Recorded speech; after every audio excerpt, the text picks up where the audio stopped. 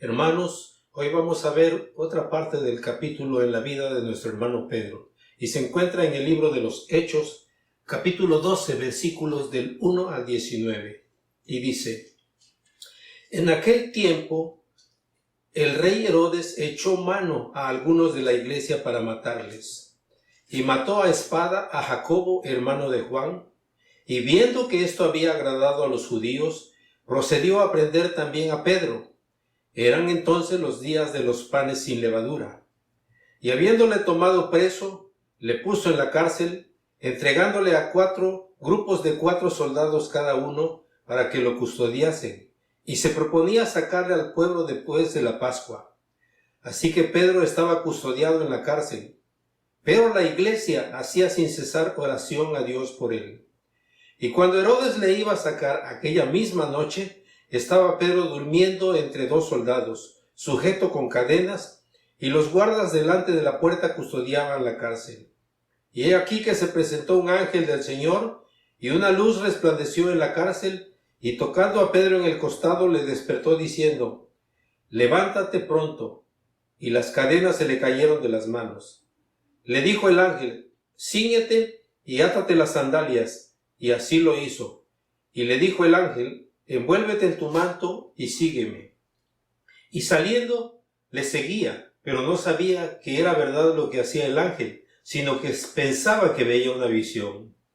Y habiendo pasado la primera y la segunda guardia, llegaron a la puerta de hierro que daba a la ciudad, la cual se les abrió por sí misma. Y salidos, pasaron una calle, y luego el ángel se apartó de él. Entonces Pedro, volviendo en sí, dijo: Ahora entiendo verdaderamente que el Señor ha enviado su ángel y me ha librado de la mano de Herodes y de todo lo que el pueblo de los judíos esperaba. Y habiendo considerado esto, llegó a casa de María, la madre de Juan, el que tenía por sobrenombre Marcos, donde muchos estaban reunidos orando. Cuando llamó Pedro a la puerta del patio, salió a escuchar una muchacha llamada Rode, la cual, cuando reconoció la voz de Pedro, de gozo no abrió la puerta, sino que, corriendo adentro, dio la nueva de que Pedro estaba a la puerta. Y ellos le dijeron: Estás loca. Pero ella aseguraba que así era. Entonces ellos decían: Es su ángel. Mas Pedro persistía en llamar, y cuando abrieron y le vieron, se quedaron atónitos. Pero él, haciéndoles con la mano señal de que callasen, les contó cómo el Señor le había sacado de la cárcel y dijo: Haced saber esto a Jacobo y a los hermanos. Y salió y se fue a otro lugar. Luego que fue de día, hubo no poco alboroto entre los soldados sobre qué había sido de Pedro. Mas Herodes, habiéndole buscado sin hallarle, después de interrogar a los guardias, ordenó llevarlos a la muerte. ¿Qué tenemos aquí? En este pasaje tenemos la manifestación de los atributos de Dios. Primero, la omnisciencia. Dios sabía anticipadamente lo que Herodes estaba pensando hacer con la iglesia y con Pedro. La omnipotencia. Dios, por su poder, dicen los teólogos de Westminster, actúa sobre su creación, con los elementos de su creación, sobre los elementos de su creación y aún en contra de los elementos de su creación. En este caso, Dios manifiesta su omnipotencia liberando de lo que parecía imposible humanamente hablando a Pedro. Las cadenas se le caen solitas. Los guardias se quedan dormidos y no despiertan sino para que los ejecute Herodes más adelante, como leímos. La soberanía de Dios. Dios está actuando como Él quiere y no como los humanos desean que pasen las cosas.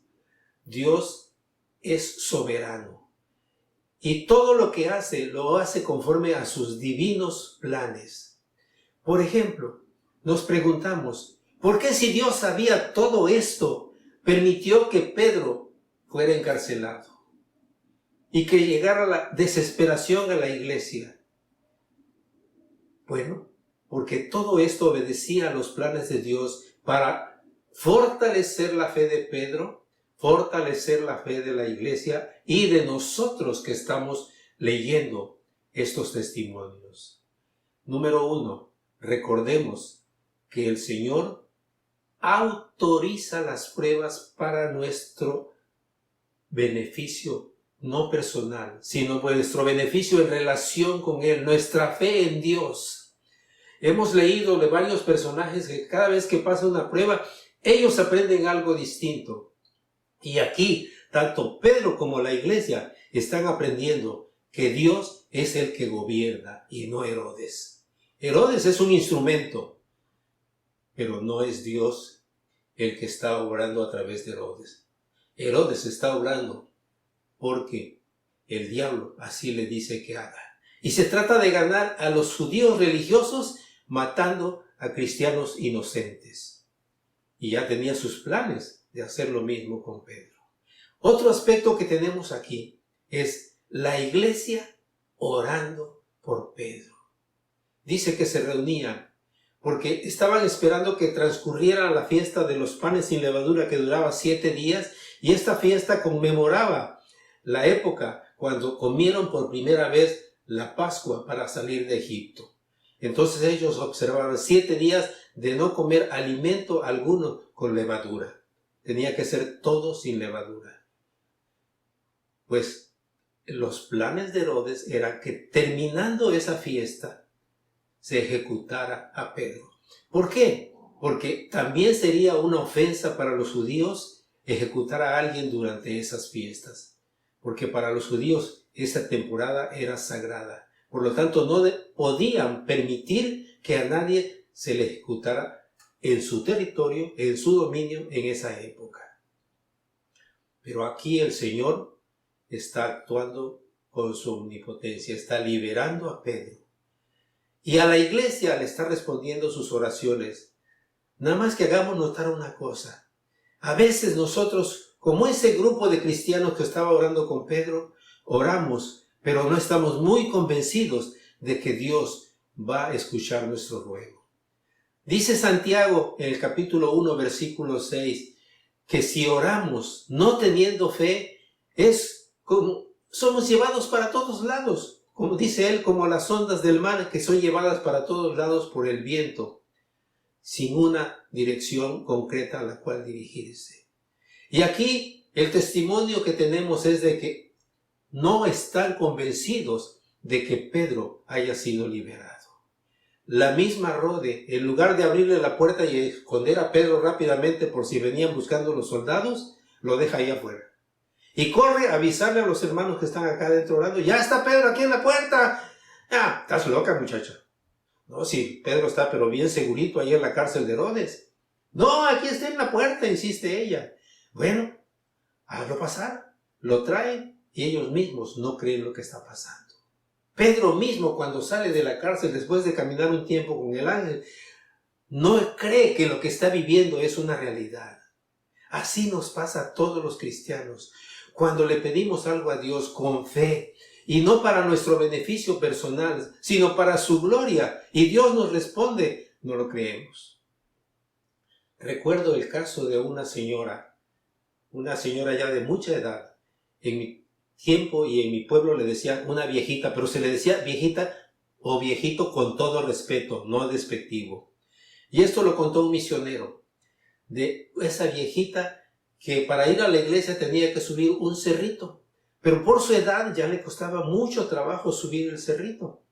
Entonces empezó a orar porque oyó hablar en una predicación que si orábamos con fe, Dios nos concede lo que le pedimos. Entonces todo el fin de semana estuvo orando para que el Señor quitara el cerrito de ahí y pudiera llegar tranquilamente a la iglesia. Y el domingo en la mañana que se levantó, lo primero que hace es abre la ventana y voltea a ver. Y dice, sí, ya sabía yo que el Señor no iba a quitar el cerro de ahí. Y a veces así nos pasa, es lo que tenemos aquí con los hermanos. Están orando por Pedro y cuando Pedro está en presencia de ellos no lo creen. ¿Qué es lo que aprendemos de esto?